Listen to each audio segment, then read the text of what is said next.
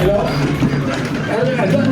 j'aimerais d'abord commencer par remercier certaines personnes pour cet événement. D'abord, vous, que vous êtes déplacés dans ce beau temps, début de printemps.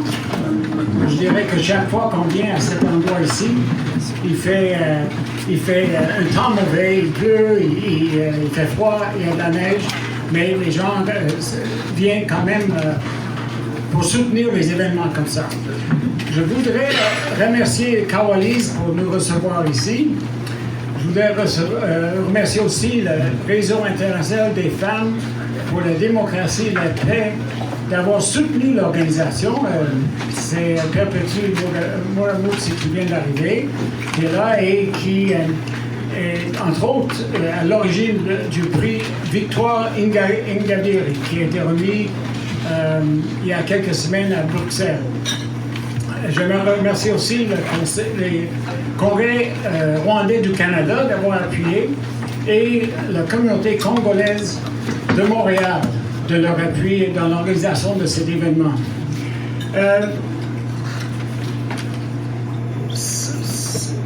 Tenir une soirée de solidarité avec le Congo dans cette époque actuelle est très important parce que la guerre est partout. Et il y a des guerres dont on ne parle pas. Aujourd'hui, là, et avec raison, on parle de cette guerre contre l'Iran, mais ces guerres sont liées. On est dans une époque où les puissances, et surtout les fomenteurs de guerre comme ceux qui sont au sud de nous, les États-Unis, ont décidé que l'ONU ne compte pas. Les règles qu'ils ont établies en 1945, on oublie ça. Le droit international, c'est plus important.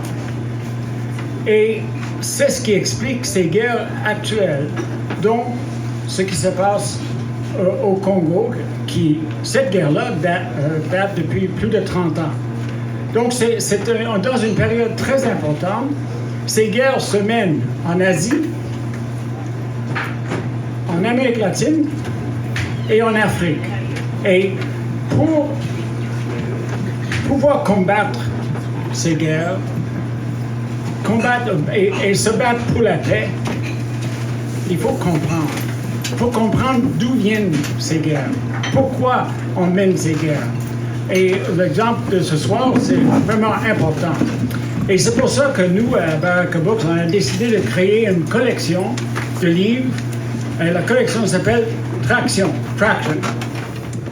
Ce sont des petits livres, des plaquettes, sur des sujets d'actualité brûlantes, où on essaie de répondre rapidement. Parce que un grand livre, des fois, ça prend du temps. Alors nous, et on invite, ou des gens qui écrivent des livres, on les invite, des gens dont la connaissance du sujet est reconnue, qui font autorité sur le sujet. Et c'est ça, dans ce cas ici, ce soir, c'est le cas de Judy Weaver et la guerre au Congo. Alors, je ne vais pas mentionner, mais j'aimerais remercier Judy de nous avoir fait confiance à Baraka Books pour ce livre qui est dans les deux premiers de notre collection Traction. Alors, je vais vous les présenter. D'abord, je lis ça parce que pour être respectueux de l'auteur et du modérateur. Judy Weaver est une journaliste d'investigation originaire de Montréal qui a couvert le renversement du président congolais Mobutu Sese Seko et la crise humanitaire qui s'en est suivie en 1997. Elle enquête depuis 30 ans sur les atrocités commises par les forces de Paul Kagame et est l'auteur du livre primé Rwanda, l'éloge du sang, les crimes du Front patriotique rwandais. Elle a gagné, she won awards for the book when it came out in English, The Crimes of the Rwandan Patriotic Front. In Praise of Blood, The Crimes of the Rwandan Patriotic Front. Patrick Mbeko est un politicologue des enjeux géopolitiques de la région des Grands Lacs africains. Originaire du Congo, il est auteur de plusieurs ouvrages, dont Le Canada dans les guerres en Afrique centrale, Stratégie du chaos et du mensonge, Poker menteur dans l'Afrique des Grands Lacs, coécrit avec Honoré Gamanda Nzambo, et Objectif Kadhafi. Il habite à Montréal. Alors, je vous invite à nous applaudir, puis je passerai le mot à après leur échange, l'entretien, on va inviter les gens à poser des questions, on fait des commentaires de la salle. Alors, bonne soirée. Merci. Merci tout le monde. Merci pour être venu ce soir. Je suis très contente de vous voir. Je connais beaucoup de personnes dans la salle. Ça me fait plaisir. Je voulais remercier aussi ceux qui ont sponsorisé cet événement. Les femmes, en fait, le réseau de femmes internationales pour la démocratie et la paix, je vois Perpétue qui vient d'arriver, la communauté congolaise de Montréal et le congrès rwandais du Canada. Merci beaucoup. Je remercie Robin pour son soutien et l'équipe de Baraka Books. Et je remercie à mes côtés Patrick Mbeko, c'est un grand spécialiste. Je suis honorée d'être à côté de lui. Il est très dynamique et stimulant. Il a beaucoup d'expertise sur toutes ces questions du Congo, Rwanda, le Moyen-Orient. C'est lui qui maîtrise, en fait. Alors voilà. Je commence. Je voulais juste dire un petit mot et après ça, c'est vraiment une conversation ce soir et j'espère que vous allez partager vos commentaires et vos questions avec nous. Je voulais juste dire 2 mots sur pourquoi j'ai écrit ce livre. J'aimais beaucoup le format que Robert m'a proposé, mais j'estime que c'est un livre important sur la guerre au Congo qui dure depuis 30 ans. Et toute guerre, on sait, commence dans la déception. Et c'est les propagandes et les mensonges qui perpétuent cette guerre. Ce que je voulais clarifier et écrire dans ce court texte, je voulais enquêter davantage sur le rôle des États-Unis et comment cette guerre a commencé. Je voulais que tout le monde sache que les États-Unis ont fait un changement de régime et cet acte qui était un crime d'agression a déclenché la guerre. Et qui est vraiment, ce crime d'agression a facilité 30 ans de crimes horribles au Congo qui ne finissent pas. Alors c'est pourquoi j'ai écrit ce livre. Alors j'enquête sur différentes choses dans le livre, mais je passe un tiers du livre à vraiment examiner et démontrer les preuves de ce changement de régime. C'est le crime originel. Alors voilà. Bon, là, elle m'a dévancé. J'étais censé poser des questions. Bon, d'abord, je vous remercie d'être ici avec nous. Je remercie aussi Robin. On a remercié tout le monde. Je ne peux pas refaire l'exercice. Mais comme l'a dit Jody, c'est une discussion. Après, vous devrez poser des questions. Bien entendu, moi, ça fait des années que je travaille sur le dossier, comme toi d'ailleurs. Et quand j'ai vu le livre, je me suis dit, mais est-ce qu'on a encore quelque chose à apprendre de ce qui se passe au Congo? Et je l'ai lu. Et bien entendu, il y a beaucoup à apprendre et on se rend compte qu'on ne cesse d'apprendre, en réalité. Et surtout sur des crises comme celle à laquelle le Congo est aujourd'hui confronté. Celle-là, ça fait 30 ans que ça dure. Il y a des choses qui ont été écrites, mais moi j'ai envie de te poser une question, parce que tu as travaillé sur le Rwanda, sur les crimes du Front patriotique rwandais, et qu'est-ce qui différencie, parce que dans ton premier livre, justement, que Robin a cité, L'éloge du sang, il y a quand même un chapitre qui est consacré à la guerre de Kagame au Congo. C'est d'ailleurs de là que tu es parti, si je l'ai bien compris, pour enquêter sur ces crimes-là. Alors, qu'est-ce qui différencie ce livre-là, c'était sur le Rwanda, mais un chapitre sur le Congo, de celui-ci? La plus-value au niveau de ce livre, c'est laquelle? La plus-value? Ouais, que ce livre apporte. Bon, ce livre, c'est comme... ce livre est quelque chose de synthèse. C'est un livre de synthèse. Dans le premier livre que j'ai écrit, L'éloge du sang, Praise of Blood, je focalise sur les crimes de Kagame. Et je fais une enquête profonde de ces crimes. Et dans ce livre, j'avais dit, j'écris que les États-Unis ont fait feu vert, si vous voulez, pour l'invasion de Kagame au Congo. Parce que c'est ça que j'avais cru, c'est ça que j'avais en termes de preuves.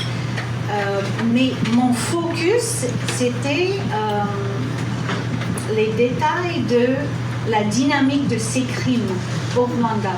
C'est un réexamen du génocide en 1994. Mais au fur et à mesure des années, avec des preuves que j'ai vues, j'ai lues, j'ai aussi trouvées moi-même, je réalise que Kagame, c'est un agent de l'impérialisme. Et c'est quelqu'un qui est là, qui n'est pas aussi dynamique que je pensais. Il n'est pas aussi stratégique que je pensais.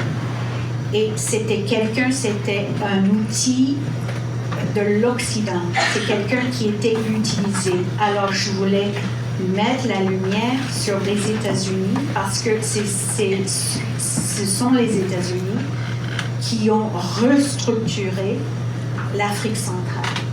Alors, la différence, c'est que je mets la lumière sur les États-Unis, l'impérialisme. Ça, c'est vrai, parce que bon, je l'ai lu, je ne veux rien vous dire, parce que vous devez lire aussi, mais il y a dans le bouquin, et ça c'est très vrai, et j'ai tellement lu sur le sujet, sur l'Afrique des Grands Lacs, mais dans ce livre, l'originalité, je pense, c'est que vous condensez quand même un certain nombre de témoignages de diplomates américains de premier rang, donc des gens qui ont été impliqués dans cette guerre-là. Alors, lorsqu'on parle de la guerre en Iran, je vais essayer de faire un parallèle, puisqu'on va rentrer dans le vif du sujet. Mais aujourd'hui en Iran, le conflit iranien fait ressortir des cartons le concept de guerre préventive.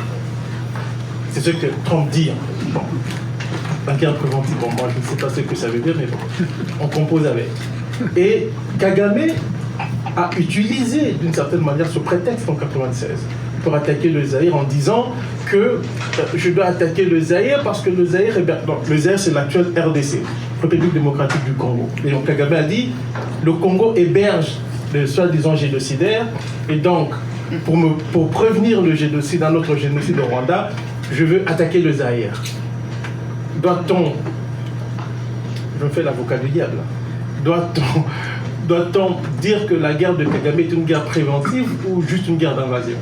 Ton enquête te permet de dire quoi par rapport à cette question? C'est pas une guerre préventive. Oui, parce qu'on nous a dit qu'il y avait des génocidaires. Oui, mais ouais. C'est justement ton micro, s'il vous plaît. C'est pas ce qu'il fait, c'est pas préventif. En fait, il utilise, je reviens à la source, il utilise les mensonges, la propagande pour justifier sa guerre. Mais encore une fois, même si les États-Unis en ce moment, depuis quelques mois, ne sont pas contents avec ce qu'il fait maintenant, mais ils étaient vraiment contents qu'il a envoyé en 1997. 96. Alors, parce que c'est ça qui était la stratégie. Alors, l'invasion était une stratégie pour l'Afrique centrale. Est-ce que c'est une stratégie rwandaise, une stratégie américaine ou une stratégie rwando-américaine? Moi, je vois ça comme une stratégie occidentale, mais surtout américaine.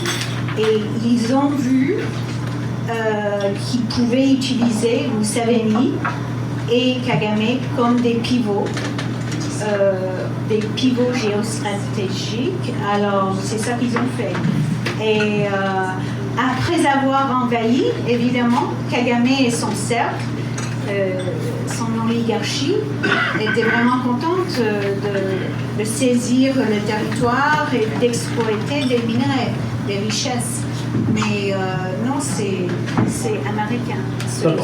Parce qu'on peut suggérer aussi que Kagame a profité de la stratégie américaine pour greffer sa propre stratégie, parce que la guerre perdure encore aujourd'hui, 30 ans plus tard, avec le même Kagame. Oui, il a sûrement profité, mais en fait, l'économie mondiale a profité. Parce que lui, il fournit, en fait, non seulement il a ouvert le corridor de richesse, et, parce que l'économie, dans un sens, commence au Congo. Et non seulement il a ouvert cette économie, mais il continue à fournir parce que le Rwanda qui exploite et qui trafique les minerais du Congo,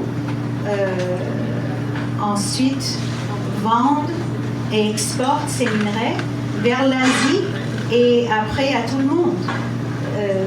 Alors la chaîne d'approvisionnement est fournie et nourrie par ce qu'il fait en ce moment.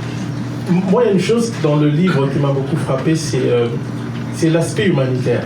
Parce que tu reviens sur l'aspect humanitaire et tu fais apparaître dans le décor des gens assez étranges que je ne connaissais pas, je dois l'avouer. Voilà pourquoi j'ai dit qu'on ne cesse d'apprendre, parce que quand on lit ce livre, j'ai vu apparaître des personnages que je ne connaissais pas, comme le monsieur de l'USAID, qui est en réalité un agent de la CIA. Parle-nous un peu de ce type-là.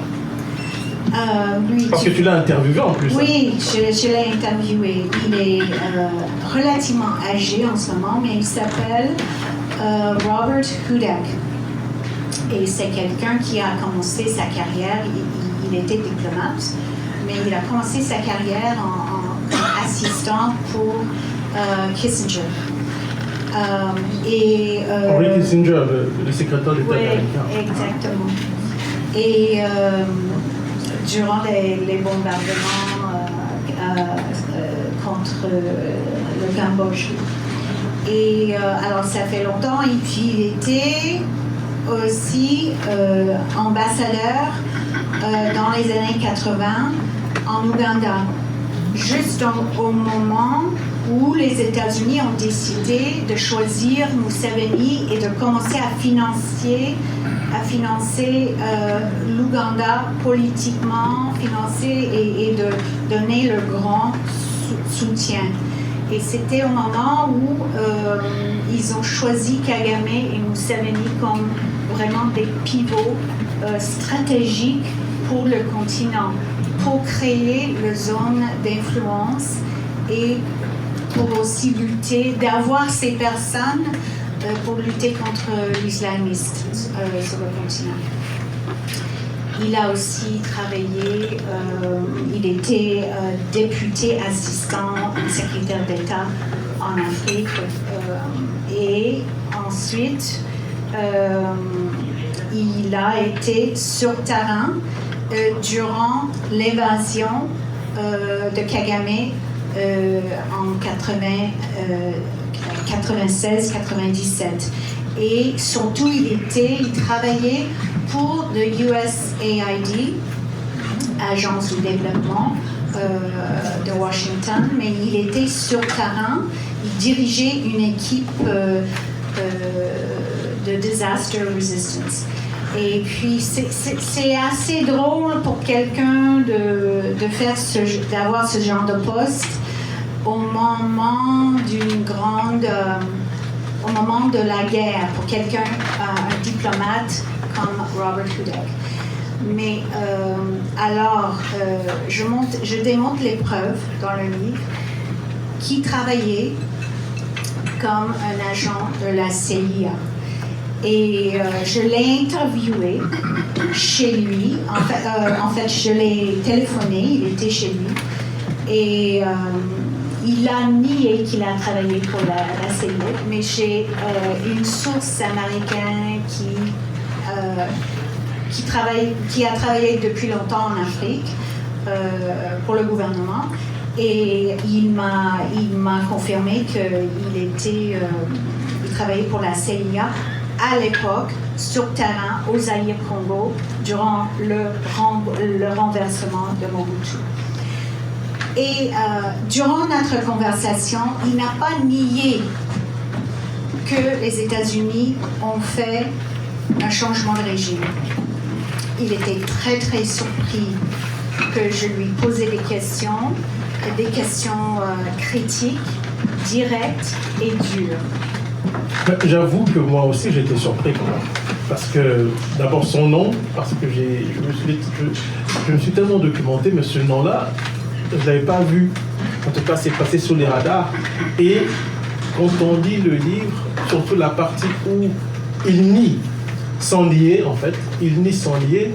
Et il y a une question qui se pose, la frontière entre l'humanitaire et les opérations clandestines. Parce que ça, c'est un élément essentiel de ton livre. Est-ce que tu peux nous dire quelque chose à ce sujet? Parce que tu étais déjà là, tu étais sur place à l'époque aussi. Quand tu étais là et avec le recul 30 ans plus tard, avec tout ce que tu découvres avec ce monsieur-là, monsieur Robert Hudak, que peux-tu nous dire en fait de ce rapport incestueux entre l'humanitaire et les opérations clandestines? Bon, les États-Unis,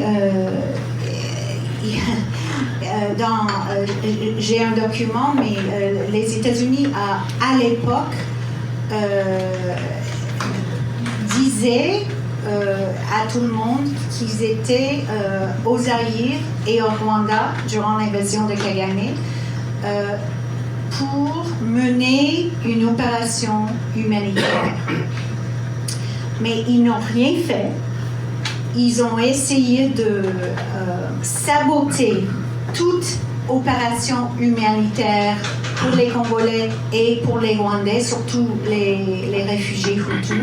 Alors, ils n'ont pas du tout fait d'opération humanitaire. Au contraire, malgré qu'ils étaient censés de faire quelque chose comme Guardian Assistance, vraiment, c'était une ruse de guerre parce que ils ont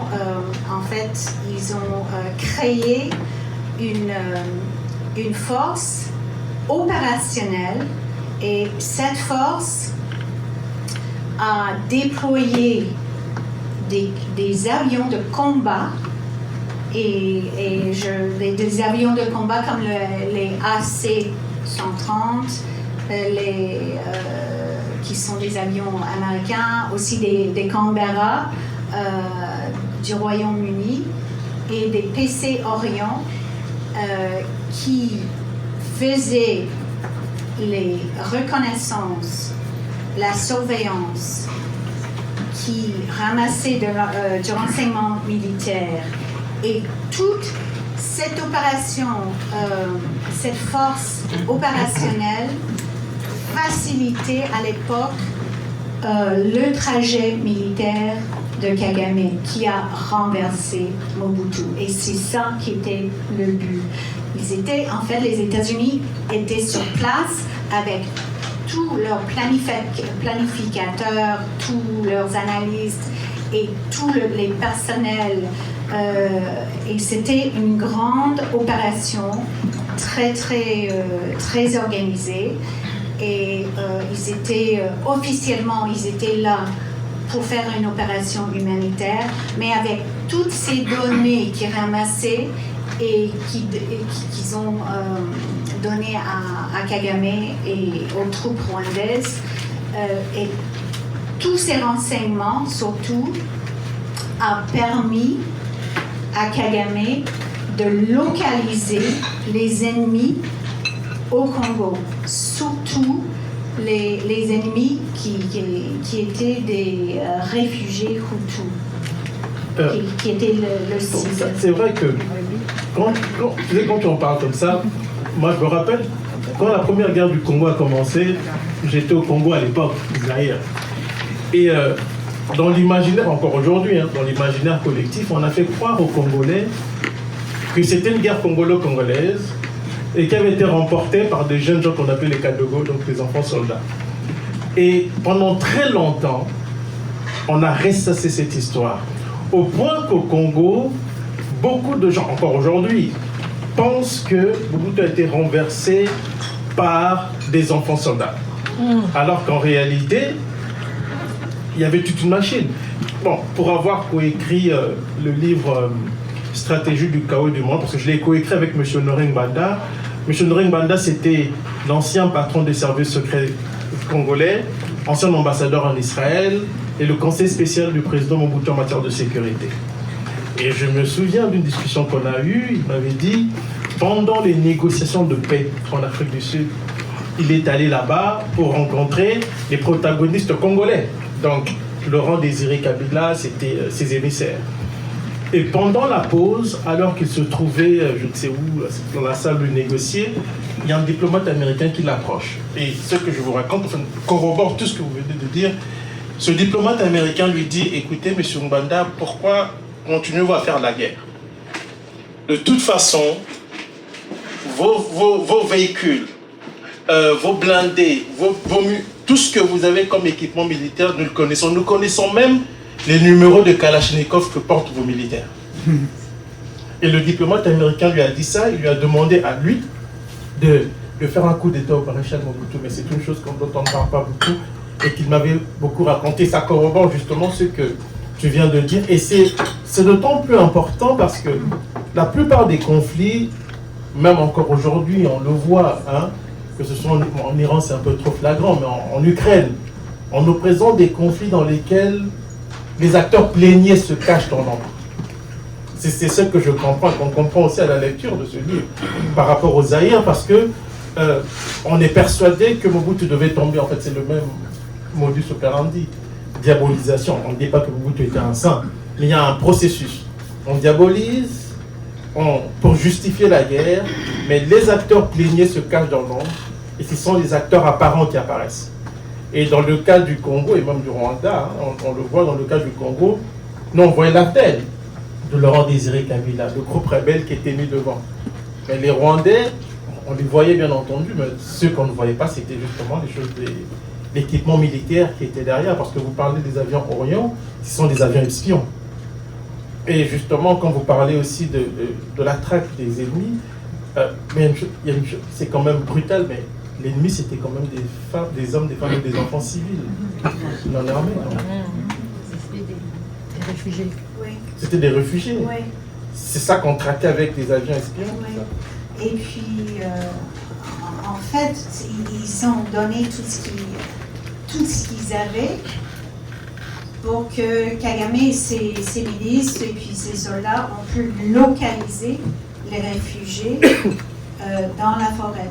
Nos armées, les femmes, les hommes, leurs enfants. Et en fait, au moins 200 000 réfugiés Hutus sont disparus dans la forêt. Alors, ça veut dire que les États-Unis qui ont facilité ces meurtres, ces massacres, sont complices. Mais justement, parce qu'il y a une partie dans le livre où tu décris comment brûler les corps pour les faire disparaître. Est-ce que tu peux nous en parler un peu? Parce qu'il y a des récits parfois qui dépassent l'entendement. Et quand je lis le livre, on voit ce récit apparaître. Comment ça s'est passé? Comment faisaient les hommes de Kagame pour ne pas laisser de traces? Bon, on sait que l'ONU a fait une enquête qui est sortie en 2010, mais à l'époque, parce que je suis allée juste après la chute de Mobutu, je suis arrivée quelques semaines après les plus grands massacres. Et je parle des massacres qui ont eu lieu au sud de Kisangani. Il y avait au moins 40 000 personnes dans 2 camps. Et les troupes de Kagame ont isolé ces camps, c'est-à-dire il y avait des humanitaires qui étaient dans le camp avec des réfugiés qui leur donnaient des soins. Et à un moment donné, en avril 1997, ils ont ordonné, en fait, Kagame, les troupes ont ordonné les travailleurs humanitaires de sortir des camps. Et les réfugiés qui restaient, la grande majorité, étaient trop faibles pour bouger. Alors, les troupes Tutsi de Kagame sont venues et ils ont massacré la grande majorité des réfugiés Hutus, des femmes et des enfants, les bébés aussi. Ils ont brûlé beaucoup de corps, ils ont enterré beaucoup de victimes. Ensuite, ils ont réalisé, et là je parle des preuves que j'ai recueillies d'après quelques soldats qui ont assisté, figurez-vous, assisté à ces crimes. Ils ont, parce qu'ils ne voulaient pas laisser de traces, Patrick dit, je mentionne ça, alors ils ont dug into those graves, opened the graves. Ils ont déterré les corps. Oui, déterré les corps, et ensuite ils ont essayé de simuler toutes les preuves. Et la grande méthode était de brûler, mais de ne pas laisser les traces. Mais c'est sûr qu'il y avait des traces, et c'est sûr qu'il y avait des témoins qui ont survécu, mais aussi des travailleurs humanitaires qui n'étaient pas trop loin, en fait, de ces endroits. Mais avec tout ça, avec tous les moyens sophistiqués utilisés pour faire disparaître les preuves, et tu as fait allusion au rapport Mapping de l'ONU qui est sorti en 2010, qui documente les crimes qui ont été perpétrés dans la région, et tout particulièrement au Congo. Est-ce que tu penses quand même que, au regard de ce que nous connaissons du rapport Mapping et de ce que tu as pu découvrir dans ton enquête, est-ce qu'on pourra véritablement documenter l'ampleur de ce qui s'est véritablement passé? Parce que oui, le rapport Mapping, il est énorme, mais il y a des sources qui disent que la réalité des faits est beaucoup plus grave. Qu'est-ce que tu en penses? L'ampleur, non. Je ne pense pas que l'ONU a pu enquêter sur l'ampleur de cette tragédie et de ces massacres qui ont été systématiques. Non seulement contre... on parle du début de la guerre maintenant. On parle de 1996-1997. Okay? Les massacres que Kagame et ses troupes ont commis étaient principalement, au début, c'était contre les Hutus, les Congolais et les Rwandais qui étaient d'ethnie Hutu. Ensuite, bon, c'était tous les Congolais. Mais l'ampleur, vous me demandez, non, et je crois qu'il y a des gens maintenant qui travaillent sur cette question, Patrick. Je ne peux pas dire plus, mais le nombre de victimes rwandais au début, durant la Première Guerre, okay, est beaucoup plus élevé que 200 000. Okay? Beaucoup plus. Je peux confirmer ce que tu dis parce que justement j'avais interviewé un humanitaire qui était sur place et qui était chargé, j'en parle dans mon dernier livre Rwanda malheur aux vaincus, qui était chargé de répertorier, d'identifier, en fait d'essayer il fallait répertorier le nombre, pas le nombre de réfugiés, mais surtout les situer, parce qu'ils étaient perdus dans la forêt et tout. Et il m'a expliqué ceci, il m'a dit, écoutez, l'ONU m'a demandé de le faire. Et à l'époque, parce qu'il y a un pays dont le rôle a été très déterminant, c'est le Canada, dont on ne parle pas beaucoup, mais à l'époque, il y avait une mission humanitaire qui avait été mise en place, qui avait été pilotée par un général canadien qui s'appelle Maurice Baril. Et Maurice Baril avait survolé l'est du Congo à l'époque. Et cet humanitaire me dira, écoutez, M. Beko, quand nous avons pu repérer les réfugiés, ils étaient tellement nombreux parce que c'était avec les agents de l'ONU. Et lors d'un briefing, il explique au général Maurice Baril qu'ils ont repéré les réfugiés et qu'on peut les aider. Et à ce moment-là, Maurice Baril lui a dit, lui et puis ses collègues, qu'en fait, il n'y avait pas de réfugiés, il n'y avait pas grand nombre de réfugiés. Et cet humanitaire m'a dit, et encore une fois, c'était très étrange, après tant d'années, il me l'expliquait en pleurant, les larmes coulaient de ses yeux. Il m'a dit, j'ai regardé le général Maurice Baril et je lui ai dit, vous n'êtes pas sérieux, mon général. Et les larmes coulaient de ses yeux. Il lui a dit, si nous ne faisons rien, ces gens seront massacrés. Et Baril lui a regardé droit dans les yeux pour lui dire, écoute, il n'y a pas de réfugiés. Alors qu'il y avait... Et c'est vrai que le chiffre de 200 000 est en deçà de la réalité. Parce qu'il ne faut pas oublier qu'il y a près de 1 500 000 réfugiés qui sont retrouvés à l'est du Congo. Et le gouvernement de Kagame reconnaît que près de 500 000 étaient revenus au Rwanda. 500 000. Donc il y a eu 1 million qui étaient restés au Congo. Certains ont fui dans les pays voisins, mais ce n'était pas des centaines de milliers. C'était quelques dizaines de milliers. Où sont passés les autres, on ne sait pas. En fait, c'est vraiment pour confirmer ce que tu dis. Et c'est la raison pour laquelle je parle de l'ampleur, parce que dans cette histoire, moi, quand le Macri Report est sorti, quand je l'ai lu, j'étais un peu sceptique. Je me suis dit, quand on se documente, quand on sait ce qui s'est passé dans cette région, on a l'impression que le Macri Report était un peu en deçà de la réalité, malgré sa gravité, bien entendu. Mais je crois que le travail de Maurice Baril à l'époque et son rapport qu'il a présenté au Conseil de sécurité, c'était vraiment juste pour... Le but était d'autoriser le parcours militaire de Kagame. C'était pas le but n'était pas de protéger les réfugiés ou de créer. Il voulait empêcher en fait une force multinationale qui aurait protégé les réfugiés. Non, c'était vraiment son rôle était militaire et c'était vraiment une décision stratégique de Washington de travailler étroitement avec Washington et avec Museveni et avec Kagame. Alors, c'est quoi le but de cette guerre? Parce que, quelque part, cette guerre se poursuit encore aujourd'hui sous diverses formes, ça fait 30 ans. Est-ce que les buts de 96, 97, 98 sont les mêmes qu'aujourd'hui, selon toi? À l'époque, ce que je peux dire, c'est à l'époque, le but était de renverser Mobutu. Il voulait, en fait, Washington voulait débarrasser de Mobutu, voulait aussi ouvrir le corridor de richesse,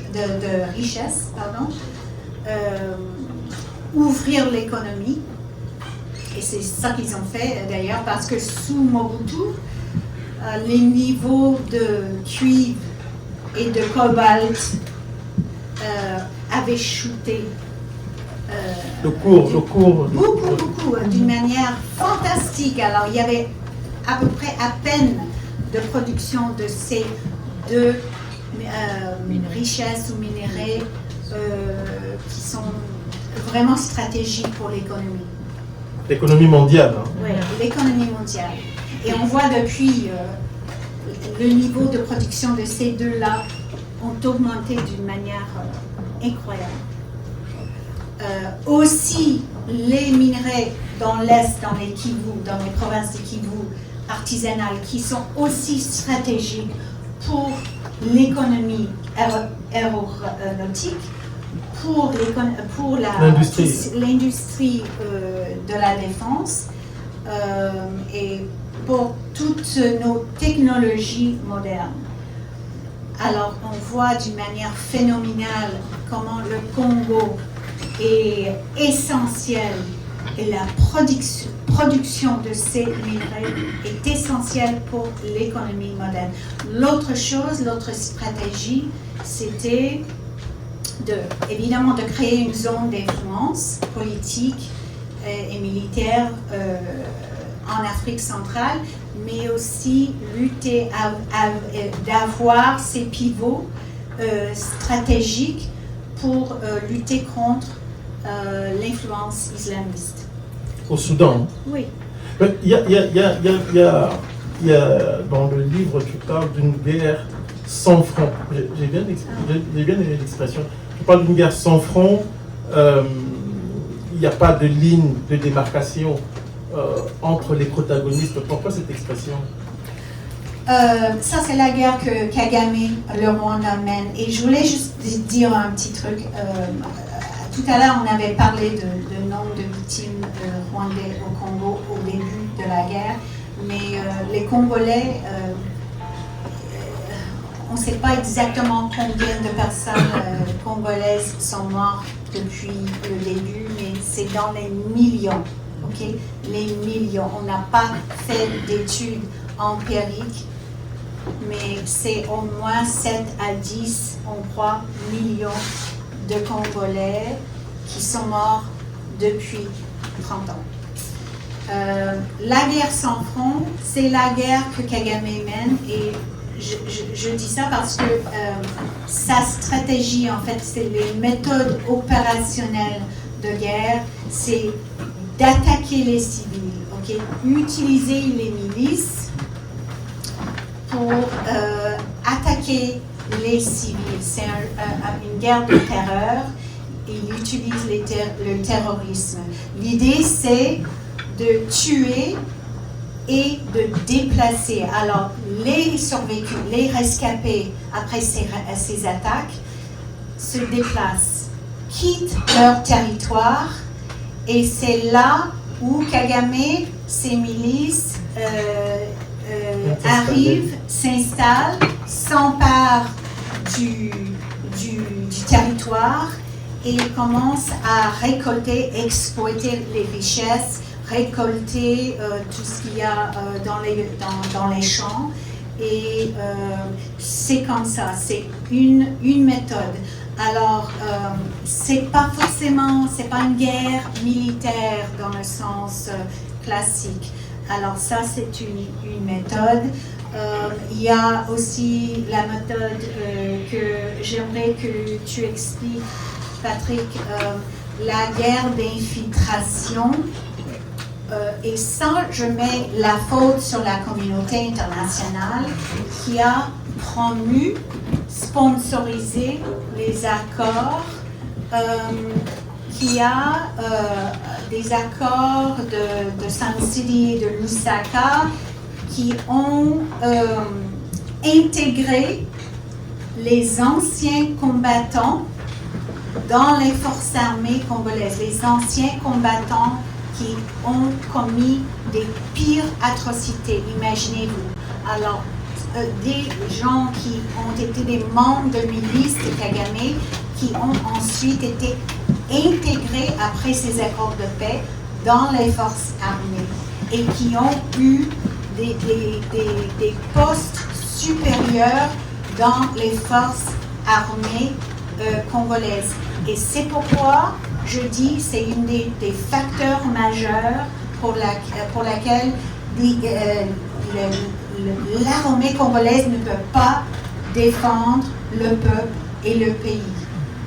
Parce qu'il y a une structure parallèle qui continue à tuer le peuple et travailler pour le Rwanda. Et voilà, ça c'est aussi le viol sauvage et collective contre les femmes. C'est une arme de guerre. Le viol au Congo contre les femmes, c'est une arme de guerre. Et j'avais quelques notes que je voulais... ça, c'est aussi une méthode, ok? Et on peut dire que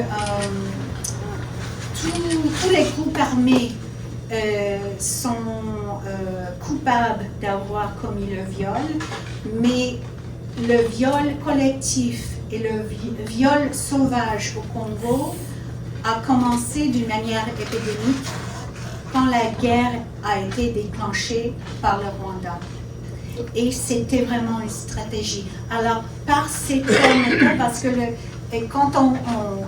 viol est très très important, parce que ça détruit la famille et les communautés, parce que les femmes représentent l'identité du Congo, l'identité communautaire et collective de ce pays. Alors, c'est pourquoi je dis la guerre que Kagame mène, c'est une guerre sans front. Oui, parce que j'ai trouvé, merci pour l'explication, j'ai trouvé que c'était une expression assez originale, parce que j'ai lu, bien entendu, le bouquin, je me suis dit, mais d'où est-ce qu'elle a tiré ça? Une guerre sans front, en plus, quand on s'intéresse à la géopolitique, il y a plusieurs sortes de conflits, il y a des guerres asymétriques, mais celle-là au Congo est assez particulière, et c'est vrai, par rapport à ce que tu viens de... C'était entretenu par le Rwanda et l'Ouganda dans une certaine mesure. Mais lorsque la première guerre a commencé le 13 octobre 1996, la première c'est du 13 octobre 1996 au 17 mai 1997, et la deuxième c'est du 2 août 1998 jusqu'en 2003, avril 2003 après la signature des accords. Mais ce qui s'est passé, c'est que le Rwanda a l'habitude de créer des rébellions de façade. C'est-à-dire, ce sont des groupes armés présents à la tête desquels on assaisonne des Congolais de service, mais qui sont instrumentalisés, dirigés à partir de Kigali.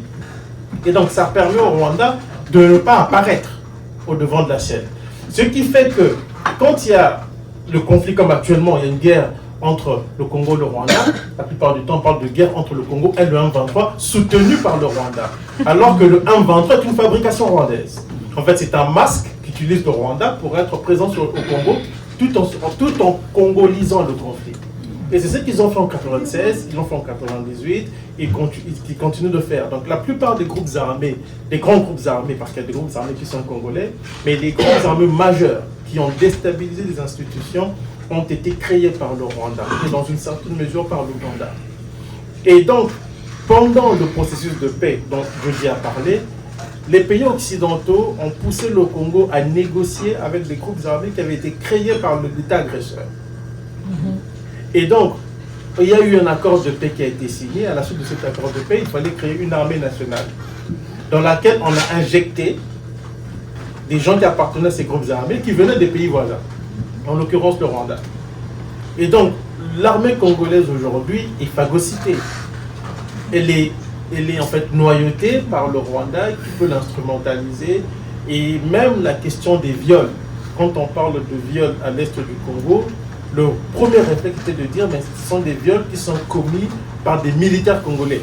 Oui, il y a des militaires congolais qui commettent des viols, mais ce type de viol qu'on a observé à partir de la Seconde Guerre du Congo, c'était quelque chose d'inédit. Et moi, j'en ai discuté pendant très longtemps avec, encore il y a deux mois et demi, j'étais avec le docteur Mukwege, le prix Nobel de la paix, parce que c'est lui qui a commencé à tirer la sonnette d'alarme en disant on voit arriver des femmes qui sont violées, mais on n'a jamais vu ce genre de choses. Et Jody a dit quelque chose d'important. Nous sommes dans la plupart des sociétés africaines, la femme occupe une place très très importante. C'est le pilier en fait, non seulement de la famille, mais de la communauté. Et donc quand vous violez les femmes comme ça, comme on le fait à l'est du Congo, on déstructure des communautés entières. Et c'est voulu. Et je crois, que, et je suis d'accord avec toi, quand tu dis que l'Occident, certains pays occidentaux, les États-Unis, la Grande-Bretagne et leurs alliés, portent une responsabilité dans cette affaire parce que, et ça on ne le dit pas assez, mais le processus de négociation au Congo, les négociations de paix, le processus a été enclenché après l'échec de la guerre qui avait mené le Rwanda et l'Ouganda en 1998 avec la bénédiction des États-Unis. C'est à la suite, parce qu'il y a eu une intervention des pays de la SADC. La SADC, c'est les pays d'Afrique australe. Donc les forces de la SADC sont intervenues aux côtés du Congo et ont rééquilibré le rapport de force sur le terrain militaire. Donc le Rwanda et l'Ouganda n'ont pas réussi à renverser la marionnette qu'ils avaient placée à la tête du Congo après la première guerre de 1996. C'est ce qui s'est passé. Alors, un diplomate occidental a dit ceci: nous allons obtenir par la diplomatie ce que nous n'avons pas pu obtenir par la guerre.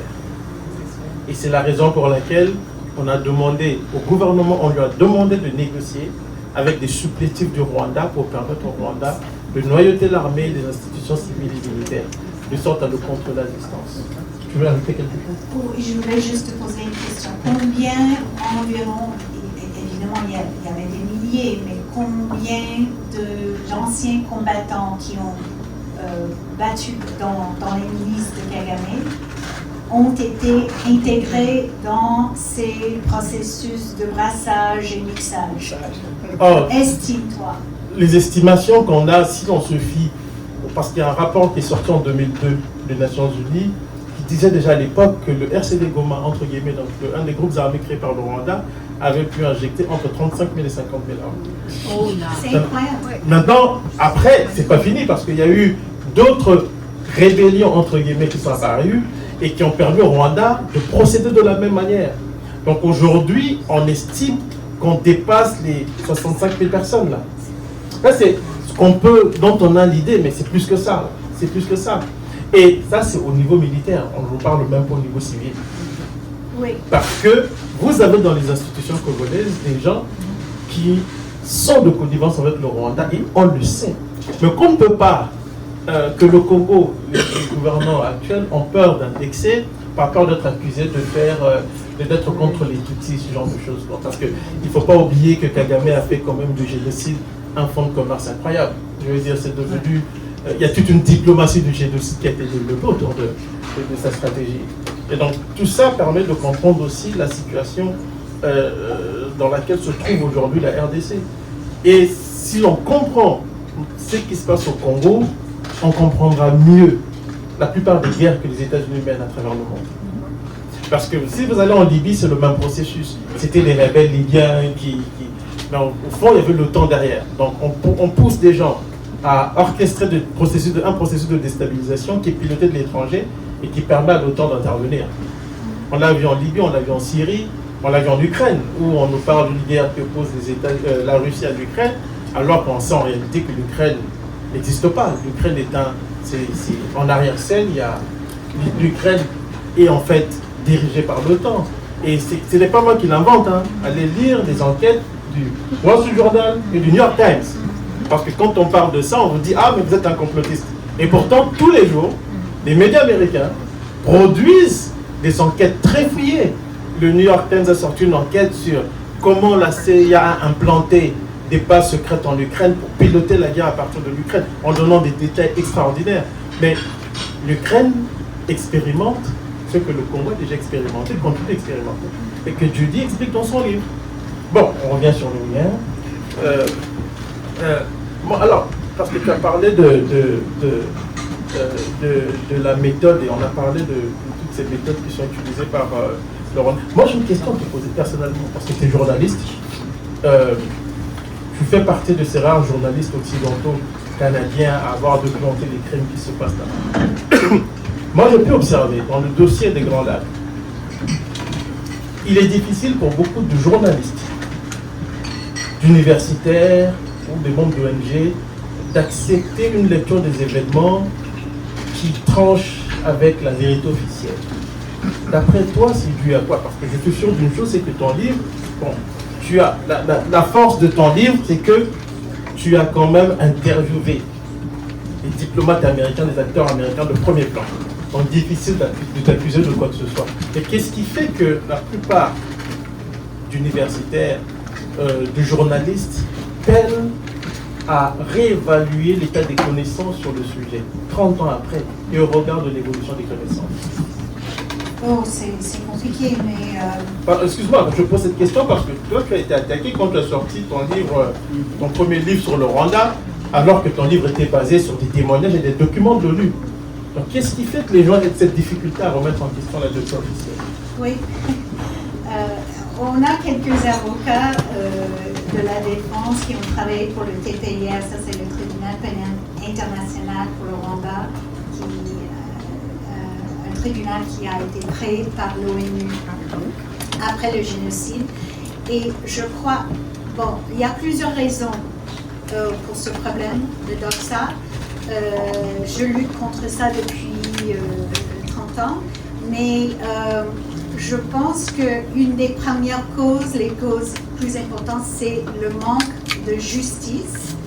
Et si en fait le tribunal, le TPIR, avait fait, s'ils auraient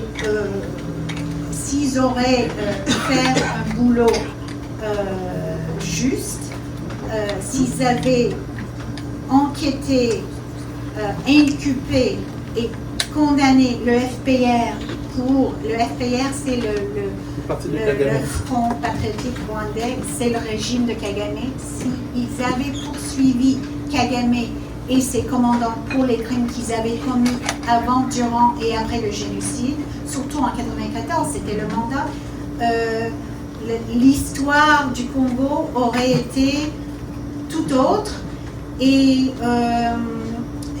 notre compréhension du conflit aurait été tout autre. Oui, mais ils n'ont pas condamné Kagame, on le sait. Oui. Mais tu as produit une enquête quand même, l'éloge du sang, tu as été attaqué. On a remis en question ta probité, alors que ton enquête est basée sur des documents de l'ONU et sur des témoignages des gens qui ont pris part à la mécanique mortifère au Rwanda. Mais qu'est-ce qui fait, en tout cas, pourquoi cette difficulté à réévaluer l'état des connaissances au regard des connaissances qu'on a? C'est aussi dû... Parce que la question de la justice, excuse-moi, je veux revenir sur la question de la justice, mais je veux comprendre le dogmatisme des gens dans le milieu universitaire et journalistique en Occident sur ce sujet. Parce que, bon, c'est tout lié à cette compréhension, à la propagande ou notre appréciation qui est fausse de l'histoire et des faits. Mais c'est aussi, en fait, l'influence du FPR, du régime actuel, dans les universités, parmi les chercheurs, en fait, l'influence sur les chercheurs, l'influence des journalistes, la manipulation des journalistes. Pour une petite anecdote, après le génocide, moi je connais des journalistes qui sont mes amis, qui ont fait la fête avec les commandants du FPR. Ils étaient à Kigali et ils faisaient la fête. Ils étaient amis avec les gens qui ont pris le pouvoir en juillet 1994. Et ces gens-là admiraient le FPR, mais c'est vraiment une infiltration et une influence, une réussite de propagande qui a commencé par le FPR, par les cadres politiques et militaires, par les cadres dans les années fin 80, début 90. Alors déjà la communauté internationale, surtout les chercheurs, les journalistes, des activistes, les gens qui travaillent dans les domaines des droits de l'homme, étaient vraiment méfiants vers le régime de Habyarimana et les Hutus. Déjà. C'est vrai. Mais toi, tu abordes cette question Oui. dans ton livre, alors Oui. je préfère que tu expliques parce que tu es expert. C'est vrai que dans mon dernier livre, parce que pour moi c'était quelque chose d'assez curieux. Comment des chercheurs, des universitaires, censés être sérieux, des historiens, les journalistes encore, je ne veux pas être méchant, mais les journalistes encore je peux comprendre, mais les universitaires, ça me choquait. Et c'est vrai que j'ai discuté, surtout en France, parce que la France est devenue le QG du système FPR, et dans une certaine mesure la Belgique. Ouais. Et j'ai été choqué. J'ai eu des discussions avec des universitaires, des historiens. Et je me rappelle d'un historien qui m'a dit, écoutez, M. Beko, nous, on vous suit, on aime ce que vous faites. Mais ce que vous dites, on ne peut pas le dire. Et je lui dis, mais vous êtes quand même universitaire, vous êtes un grand historien. Et il me dit, c'est très difficile de parler de ce sujet ici en France. Et d'ailleurs, je le cite dans mon livre. Il y a un autre qui était même très très énervé et qui m'a dit, bon, il y a beaucoup de témoignages que je relève dans mon livre, c'est qu'il y a aussi dans le milieu universitaire cette question du courage intellectuel, d'aborder des questions qui fâchent. Et c'est très difficile aujourd'hui. Quand vous êtes universitaire, surtout si vous êtes carriériste, alors faites attention à votre carrière. Donc les gens n'ont pas le courage d'aborder les questions qui fâchent, alors que le rôle de l'universitaire, justement, est de questionner encore et encore et encore la remise en question d'être au cœur du travail du chercheur, de l'universitaire, ou même de n'importe qui veut connaître, qui veut comprendre. Mais dans le dossier du Rwanda, il est vrai que c'est très compliqué parce que j'ai discuté avec, vous connaissez, parce que je le cite dans le livre, il m'a permis de le citer, le professeur qui est en Floride, comment il s'appelle, le marchand. Le marchand m'expliquait, il me disait tout le mal qu'il pensait de Jean-Pierre Chrétien, hein, l'historien Jean-Pierre Chrétien, qui est considéré en France comme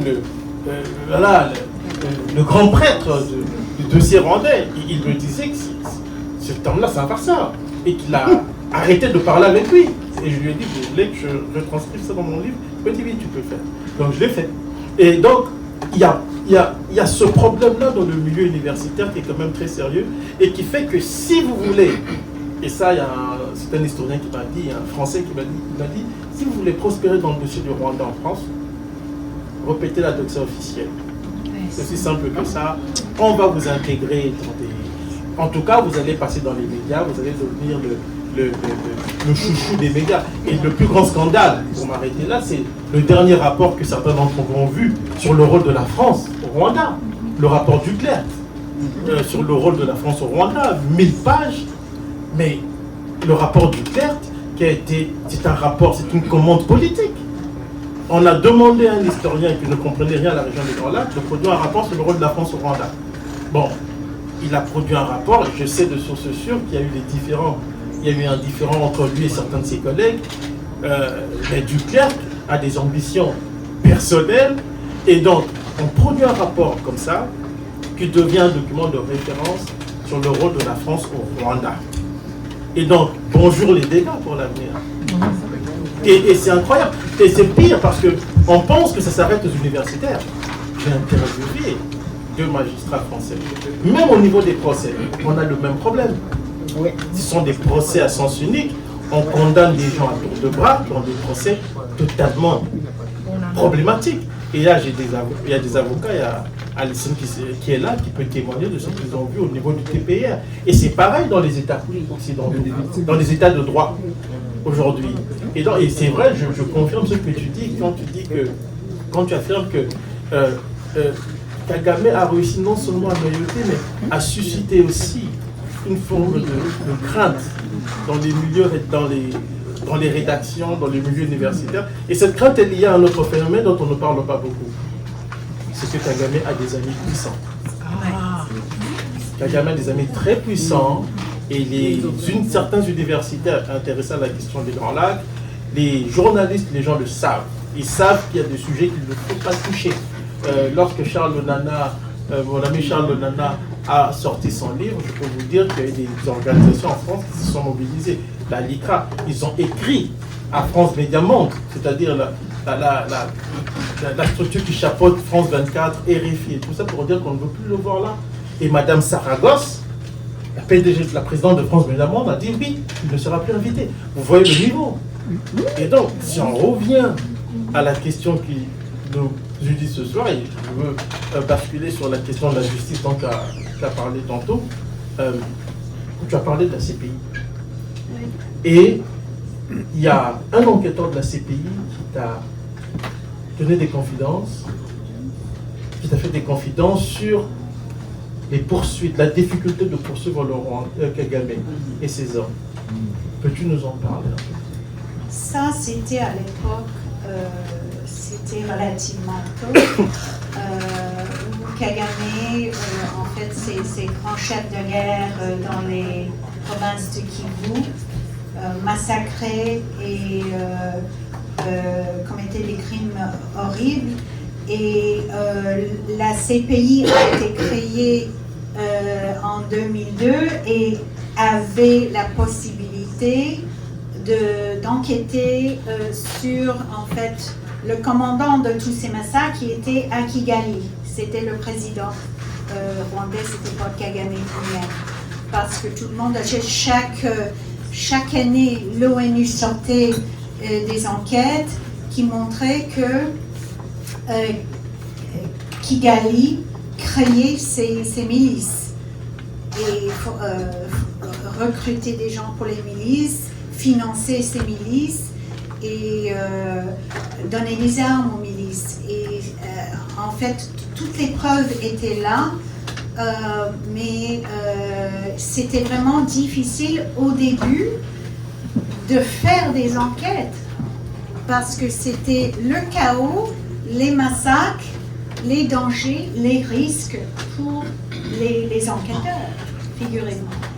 Alors, je crois que les enquêteurs qui travaillaient, moi j'ai contacté, j'ai interviewé un des grands enquêteurs qui avait, avant, qui avait travaillé au TPIR.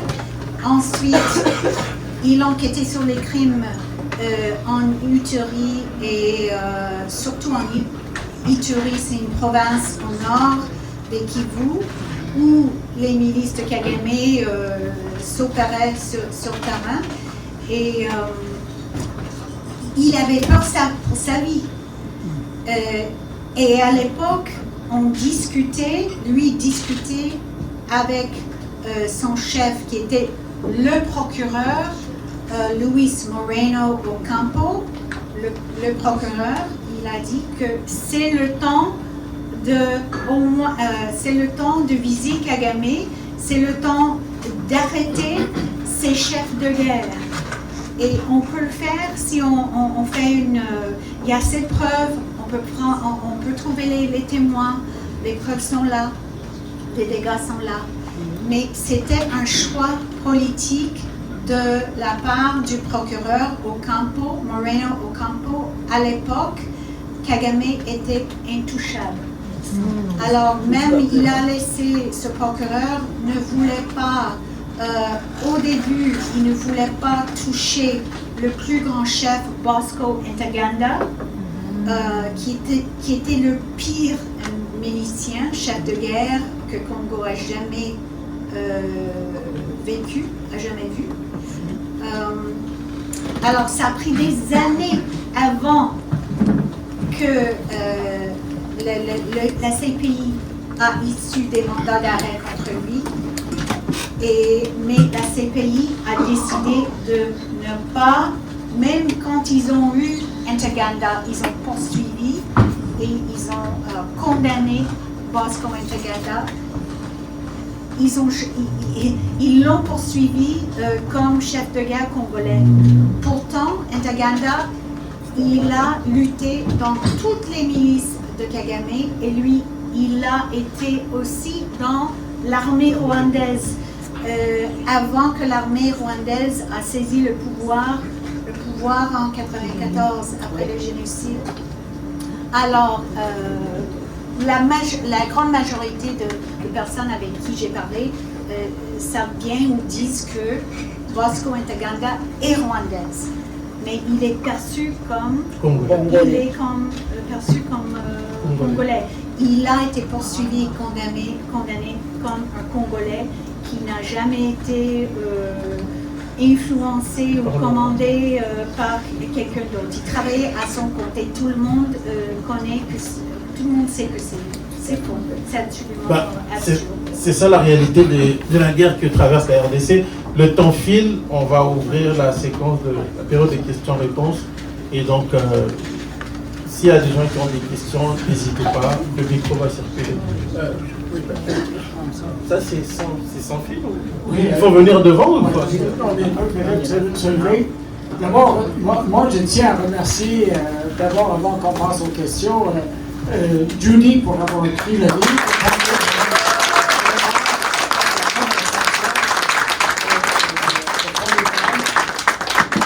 Si je peux vous permettre, j'aimerais ajouter que Maurice Baril, ça c'était une mise en scène de Bill Clinton avec Jean Chrétien.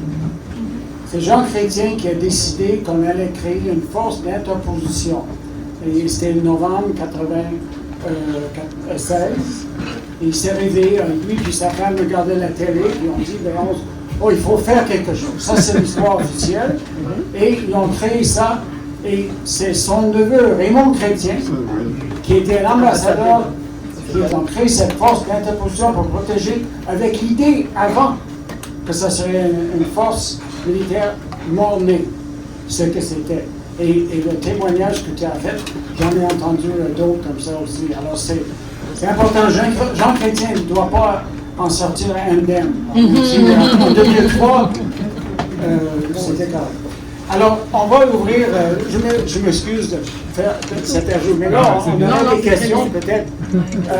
Michel Simon, qui est universitaire. Voilà.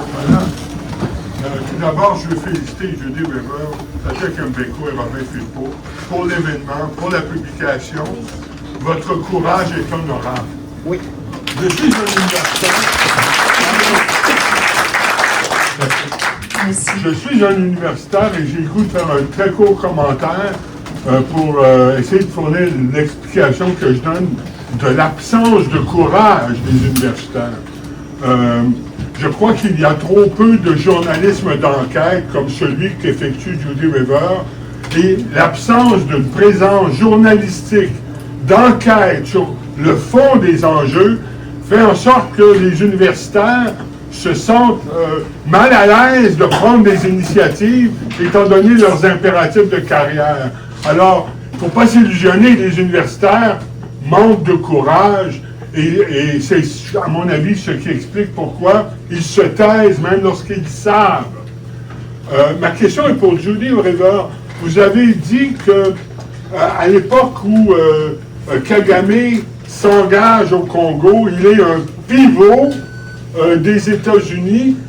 C'est ce que vous avez été amené à découvrir de plus en plus. Et ma question est, est-ce qu'il l'était aussi au moment des événements tragiques au Rwanda lui-même? Est-ce que vous pensez que les États-Unis jouent un rôle même à cette époque?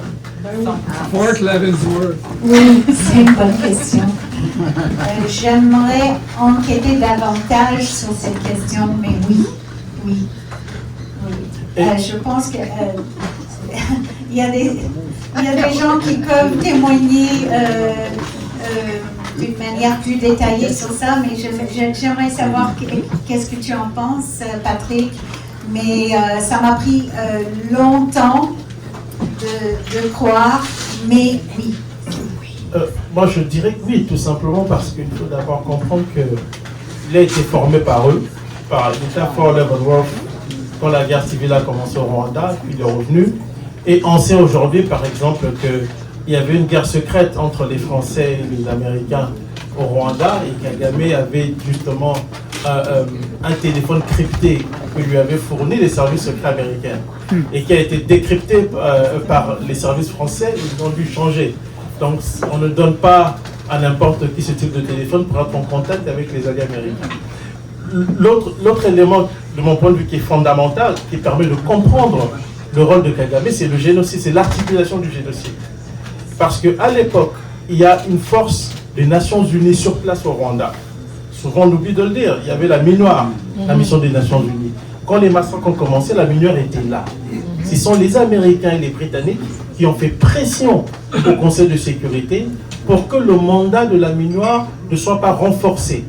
Ils ont fait pression à Madeleine Albright pour que la MINUAR soit en fait amputée de 3/4 de son effectif. Pourquoi est-ce qu'on l'a fait? C'est ça, c'est la vraie question. Parce que Kagame avait une supériorité militaire à ce moment-là. Il était en passe de s'emparer du pouvoir et il ne fallait pas le déranger dans sa quête de s'emparer du pouvoir. C'est la raison pour laquelle les États-Unis ont fait pression, et même lorsque Boutros-Ghali, le secrétaire général des Nations Unies, a supplié les diplomates britanniques et américains de faire en sorte qu'une force de la MINUSMA puisse agir, et c'est Boutros-Ghali qui le dit dans ses mémoires. Il dit, les diplomates américains et britanniques m'ont regardé droit dans les yeux, ils m'ont dit, Monsieur Ghali, vous n'aurez rien. En riant, en plus. Et la mission étant amputée du 3/4 de son effectif, Kagame a foncé sur Kigali. Au moment où les Américains se sont rendus compte que Kagame était en position de s'emparer de tout le pouvoir, on a voté au Conseil de sécurité une résolution pour renforcer la mission des Nations Unies qui avait été amputée, avec le même mandat et les mêmes règles d'engagement. Mais encore une fois, on se rend compte du rôle des États-Unis lorsque les Français décident d'intervenir dans le cadre de l'opération turquoise. Et à ce moment-là, les Américains dépêchent des avions espions sur place, y compris des officiers, pour surveiller tout ce que faisaient les Français, parce qu'ils craignaient justement que les Français puissent freiner la conquête du pouvoir, la prise de pouvoir adquise par Kagame. Donc ces éléments permettent de comprendre le rôle combien important jouent les États-Unis dans cette affaire. Si je pourrais ajouter deux éléments. Aussi, les États-Unis, comme d'autres pays, savaient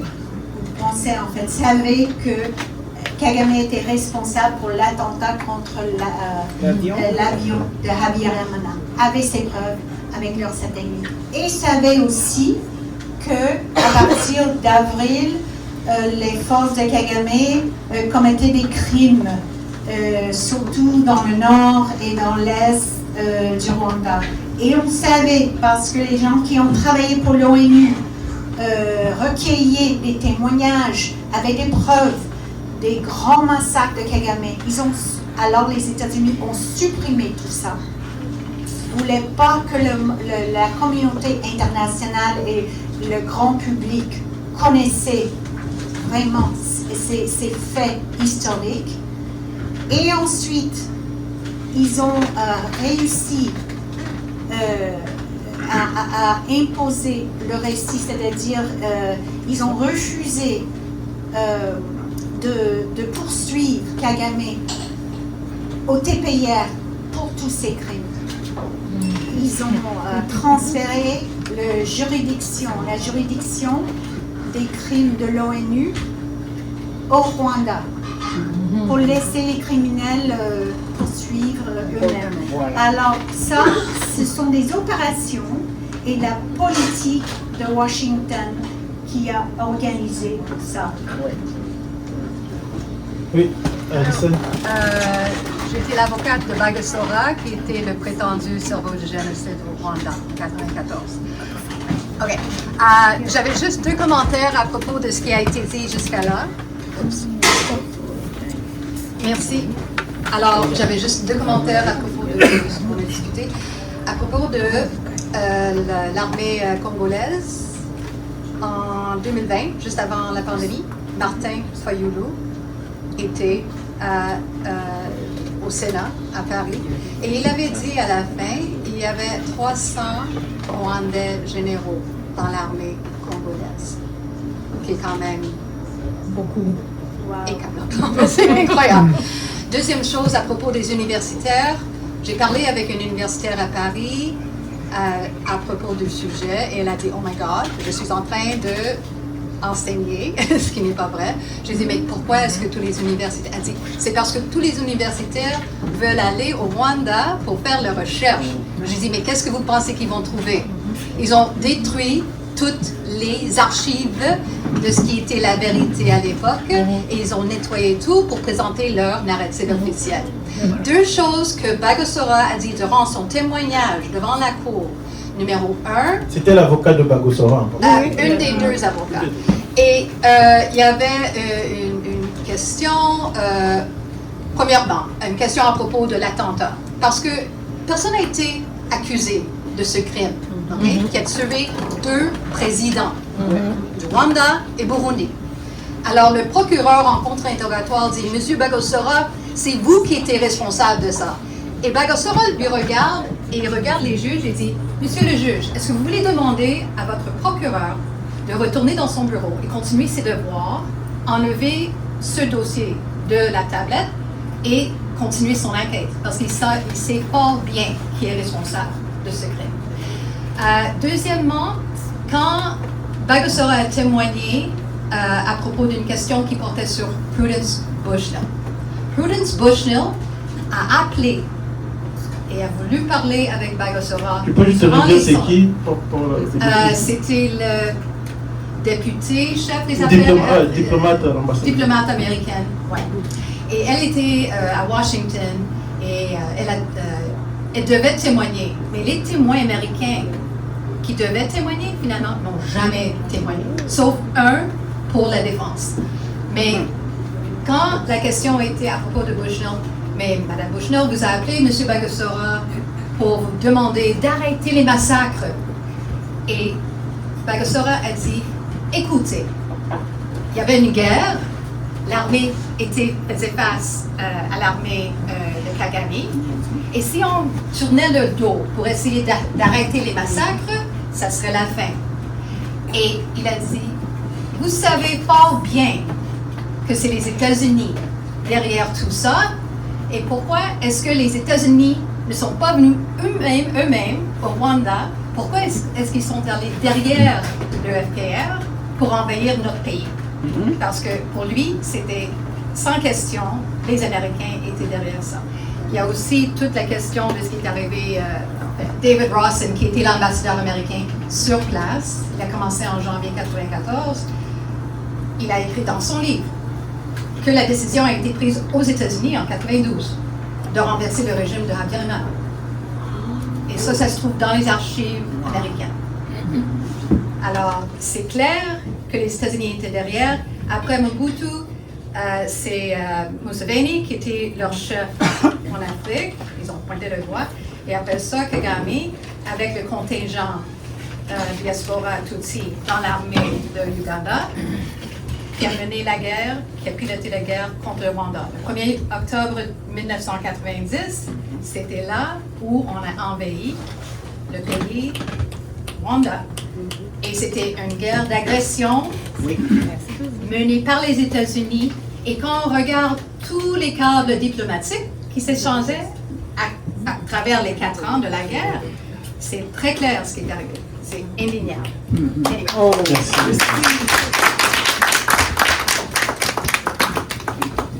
Merci, Alessandra.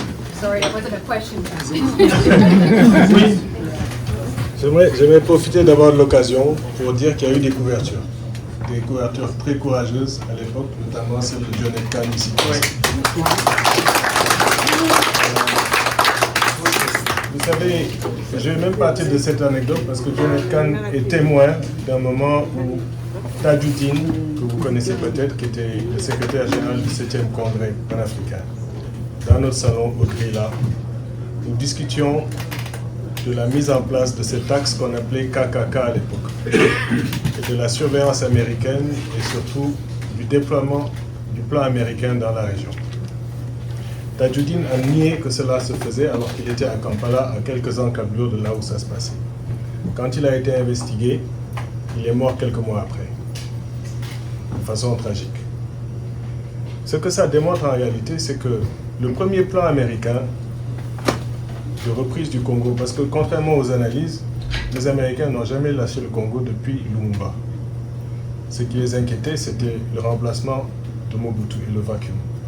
Ils pensaient que Kabila serait malléable. Mais les parrains de Kabila, dans leur appétit féroce, ont réussi à faire quelque chose que très peu de gens ont vu. Il faut comprendre ce qui s'est passé avec les diamants de Jonas Savimbi, Blaise Compaoré, Charles Taylor. Cet axe-là permettait l'évacuation des diamants au moment de l'embargo. Ce sont ces gens-là qui ont comploté et qui ont permis d'ailleurs, à partir de la base de Pau, l'accès au Stinger qui a abattu l'avion de Habyarimana. Ça s'est fait à partir de Blaise Compaoré du Burkina Faso. Ce qui s'est passé, c'est un grand effort d'une certaine administration américaine de cette époque qui a d'ailleurs échoué dans son deuxième conflit, puisque sans les pays de la ligne de front, les anciens pays qui ont lutté contre l'apartheid, le Congo n'existerait pas aujourd'hui. C'est cet échec américain qui a permis en fait à Kagame, dans sa rivalité avec l'Ouganda, d'appliquer une stratégie de type israélienne. l'assassinat ciblé de ses dirigeants et les occupations avec le même élément de l'Holocauste qu'il a très bien su utiliser. Et bien sûr avec le remords des Européens, puisque les Français, comme vous le savez, ça va aller jusqu'à la francophonie, avaient le sentiment que tu ressens en France, c'est parce que la culpabilité d'avoir soutenu le régime de Habyarimana et l'idée qu'il ait pu soutenir le génocide, c'est ce poids qui fait que les gauches et les intelligences ne peuvent pas cautionner l'évidence que le FPR fait partie du génocide qui a eu lieu dans son propre pays. Et ça, c'est les vérités qui ne sont pas bonnes à dire. Et ici, c'était la période de réflexion des codes miniers. Et donc, les généraux Dallaire, Barry et compagnie, c'est toute une infrastructure de firmes multinationales juniors qui vont faire de la bourse de Toronto la première plateforme minière sur les décombres de ce qu'est le Congo et de tout le pavage du secteur minier en Afrique. C'est donc quelque chose dont il faut faire les liens. Et contrairement à ce qui est dit, jusqu'à preuve du contraire, jusqu'à présent, malgré le fait que c'est un allié qui peut être encombrant pour certaines administrations américaines, Kagame tire son épingle du jeu. Il a su infiltrer l'Union africaine, il a su déstructurer par des réformes cette organisation, il a su refaire tout un système financier et même une certaine crédibilité dans les milieux dits de gauche progressiste. Nous avions eu l'avantage, parce que nous sommes intéressés à la crise du Congo dans l'époque de Mobutu, de soutenir la campagne du Frodébu. On a compris l'assassinat de Ndadaye, l'assassinat de Ntamira et de Habyarimana. Et c'est à ce moment-là que certaines voix discordantes, qui étaient inaudibles, même dans les milieux académiques, se sont faites. Donc c'est assez injuste de dire qu'il n'y a pas eu ces réflexions. Ces réflexions, c'est dans un tumulte organisé de propagande, de grand fric, d'un ordre mondial qui ne veut pas entendre ces voix. Mais ces voix existent et c'est des voix de résistance. Donc il faut faire bien attention de soutenir le travail remarquable que ces personnes font. Mais il y a un travail qui se fait depuis très très longtemps et qui ne pourra pas mourir parce que l'histoire retient quand même. Et je crois que ceux qui ont lu le livre de Roger Bougou, le patron de Dallaire Parle, savent déjà qu'il y avait des voix discordantes dans la sous-région. Tôt ou tard, l'Afrique triomphera, ne vous en faites pas, c'est une lutte longue et continue.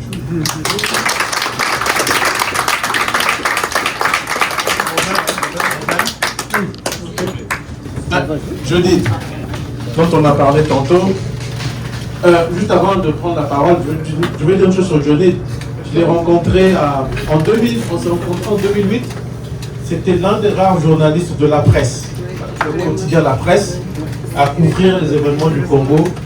Et c'était l'une des voix qui, justement, portait haut la réalité de ce qui se passe dans la région encore aujourd'hui. Et Jonid, je le cite dans mon dernier livre parce que c'est l'une des personnes que, justement, les Tutsis du Canada, proches du FPR, étaient allés voir pour annoncer qu'ils allaient attaquer envers l'Oriental. Vas-y, Jonid. Merci. Je veux d'abord féliciter et remercier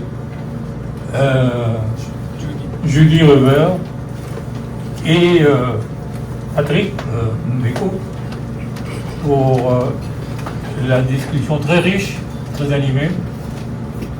J'ai écouté attentivement, j'ai appris beaucoup de choses. Je trouve que c'est vraiment très important. À mon avis, s'il y a une question qui est vraiment importante aujourd'hui dans le monde, c'est le génocide au Congo. Le méga génocide. Sur des décennies. D'une certaine façon, on parle beaucoup du génocide à Gaza, etc. Même au Canada, très souvent, j'ai dit aux gens, j'aimerais voir les Canadiens manifester, occuper les campus pour réclamer justice pour nos peuples autochtones. Ça, c'est pas encore vu.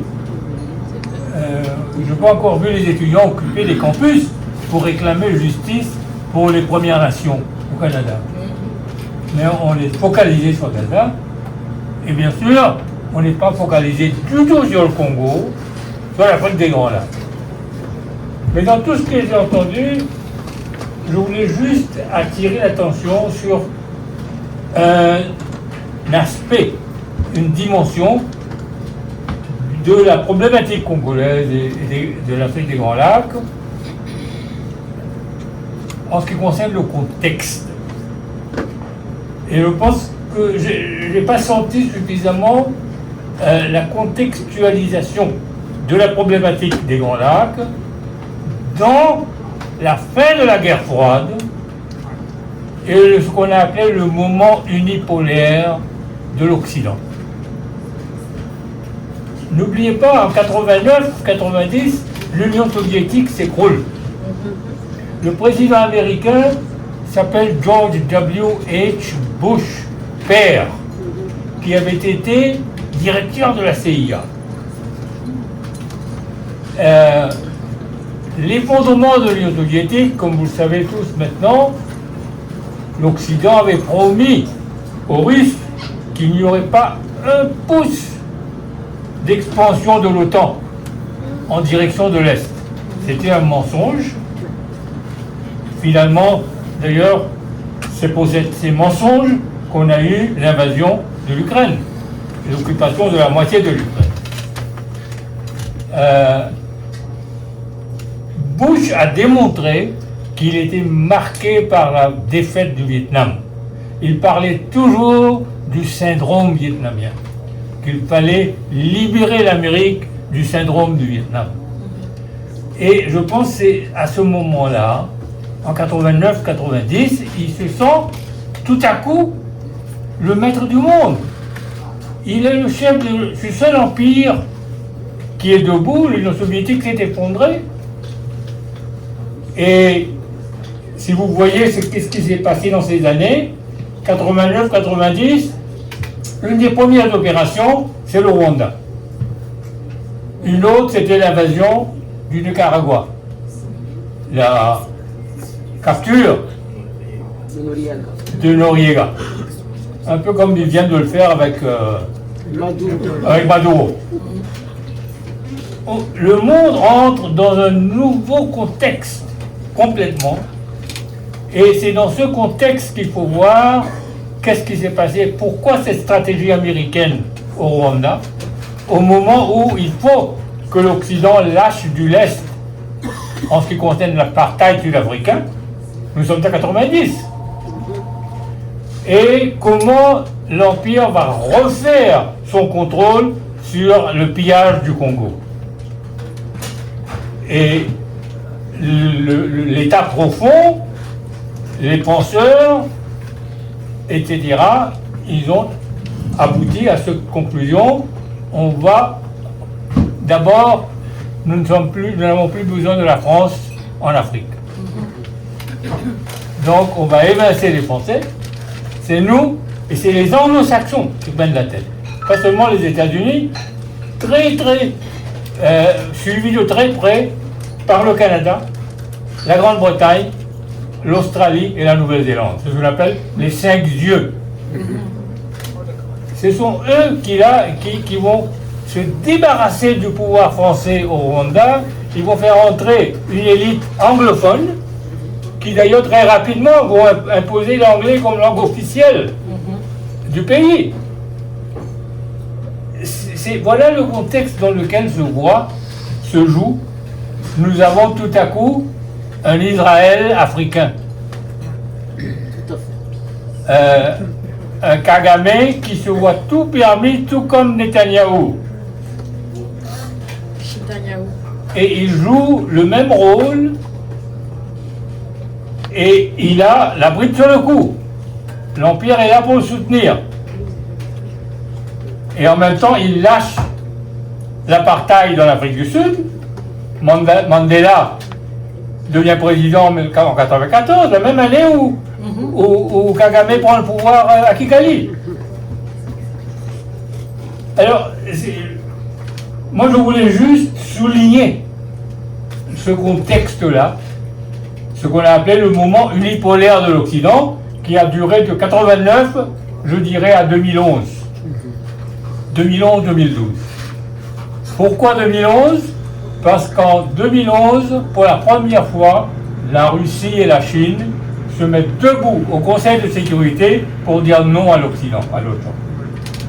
Jusqu'en 2011, l'Occident a passé toutes sortes de résolutions pour aller envahir la Libye, changer de régime, etc. partout. Les Russes et les Chinois se sont abstenus, n'ont rien fait. Et en 2011, octobre, les États-Unis décident de présenter une résolution au Conseil de sécurité pour un no-fly zone sur la Syrie. Parce qu'ils veulent aller faire en Syrie une Libye bis. Répéter ce qu'ils avaient fait en Libye. C'est à ce moment-là que les Russes et les Chinois, tout à coup, ils se sont prêts, parce qu'auparavant, je pense qu'ils n'étaient pas encore prêts pour affronter l'OTAN. En 2011, ils se mettent debout, ils disent non, non, niet, niet. Et là, à partir de là, c'est le dérapage de l'OTAN. Là, on rentre dans une autre période, post-guerre froide, où nous nous trouvons maintenant avec ce qui se passe en Iran, en Asie de l'Ouest. Mais l'Afrique des Grands Lacs, le martyre, le génocide, le crime généralisé, normalisé, banalisé, continue. Et donc c'est ça qui est important. Je voulais juste refaire ce contexte-là.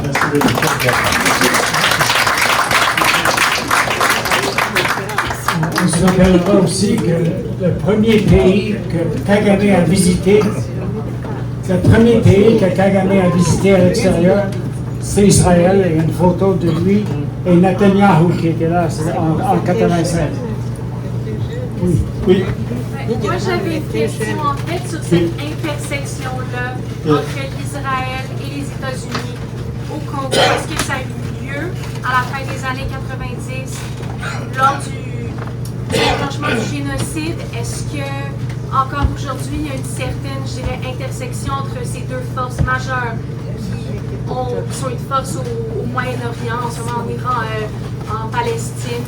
Est-ce que comment cette dynamique-là de pouvoir et de théorie expansionniste et génocidaire, est-ce que ça a eu lieu au Congo? Comment ça s'est manifesté? Il y a une chose qu'on a pu observer, c'est que pendant la guerre civile au Rwanda, Israël avait été un peu en arrière-scène. Essayé de jouer sur les deux tableaux, si l'on veut. Mais au Congo, ça devenait de plus en plus clair, parce que avant d'envahir le Congo, Kagame est allé dans trois endroits. Il est allé d'abord, il en a discuté, il est allé au Pentagone pour parler aux Américains. Ensuite, il est allé en Israël. Et ce sont les Israéliens, parce que les Israéliens entretenaient de rapports avec Mobutu. Les Israéliens vont décider de ne pas agir et de laisser Kagame agir au Congo. Et une fois que Kagame va prendre le pouvoir, en tout cas va renverser Mobutu, parce que Kagame est devenu un élément essentiel du dispositif américain mais aussi israélien. Comme l'a dit Robin, il va se rendre au Rwanda, il va se rendre en Israël, pardon, et en 1995, une année après le génocide, on organise au Rwanda une grande conférence sur le génocide. Et c'est à ce moment-là que les entités israéliennes vont apporter leur bénédiction au pouvoir de Kagame de manière officielle et en faire un élément de leur dispositif.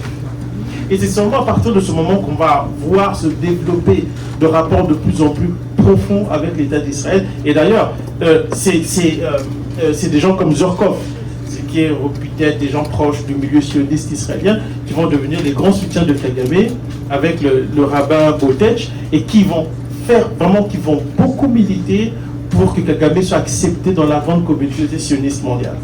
Et les gens ne se rendent pas compte, mais Kagame a reçu un prix des mains de Sheldon Adelson. Vous ne savez pas c'est qui? Non. C'est le couple américain, bon, le mari est décédé, ce sont des milliardaires juifs américains pro-israéliens jusqu'aux ongles qui ont financé la campagne de Trump et qui ont demandé à Trump de régler la question iranienne. Très clairement. Ils ont acheté Trump. Oui, ils ont dit ouvertement, hein, Trump a dit ouvertement qu'on lui a donné 250 millions de dollars et il était content de le dire. Et ce couple-là a remis un prix à Kagame. Et Kagame, le premier chef d'État africain à être reçu au sommet au congrès de l'AIPAC. Les gens ne mesurent pas ce que ça veut dire, mais l'AIPAC, c'est le lobby pro-israélien. Exactement. Et Kagame, le premier chef d'État africain, ils ont reçu. Oui. Et donc, Kagame est devenu l'élément du dispositif. En fait, son rôle comme allié ou d'Israël a évolué. 94, c'est une forme d'attentisme. À partir de 95, ça devient très clair. 96, c'est la guerre du Congo. Il est béni à toutes les bénédictions jusqu'à ce jour. Et c'est la raison pour laquelle le Rwanda n'a jamais condamné Israël. Donc tous les dossiers sur la scène mondiale, le Rwanda ne condamne jamais Israël. Jamais. Et pire, c'est d'ailleurs là, c'est pas pour rien que le Rwanda est l'un des rares pays africains, même avoir soutenu le bombardement de la Libye. C'est l'un des très très rares. C'est le seul, je pense. Je ne sais pas s'il y a un pays africain qui a soutenu ça. C'est vrai qu'il y a eu 3 pays africains qui avaient voté la résolution, mais c'était pour d'autres raisons. La résolution 1973 qui autorisait le no-fly zone et le bombardement de la Libye. Mais Kagame, c'est le seul qui a ouvertement soutenu le bombardement de la Libye et qui soutient toutes les positions d'Israël. J'avais une question. J'interpelle les gens à ne pas contourner l'attentat. C'est un élément important pour résoudre le problème aussi dans la région. Quand on parle de ce qui se passe au Congo, ça a commencé chez nous. Mais on parle de 96, mais ça a commencé en 90. Quand ils ont pris les armes, ils ont préparé le terrain pour tout ça. Pour emmener toute la masse des réfugiés au Congo, infiltration et trouver le prétexte. Et c'est ça qui continue en parlant de génocide, on crie au génocide, alors que c'est eux qui sont à l'origine de tout ça. Donc, l'attentat, c'est un élément. Oui.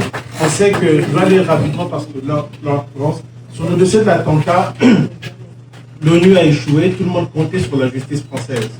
Et la justice française a dit qu'il y avait un non-lieu. Donc, on ne sait pas. C'est ça que ça veut dire, non-lieu. On ne sait pas qui a causé l'attentat, mais tout le monde sait. Par contre, et je l'explique dans mon dernier livre, il y a un juge français avec lequel j'ai discuté qui m'a dit ceci. Ce dossier dépend de conférences politiques. Si Kagame venait un jour à, excusez-moi l'expression, emmerder les autorités françaises, on pourrait réouvrir le dossier en prétextant des faits nouveaux. Donc, l'affaire n'est pas encore totalement le temps. Attendons. On va faire une dernière conclusion, puis là, on va continuer à parler. Là, vous êtes libre de parler, mais je vous remercie beaucoup et j'espère que on va continuer à débattre, à pousser l'histoire et rendre service aux victimes surtout. Oui.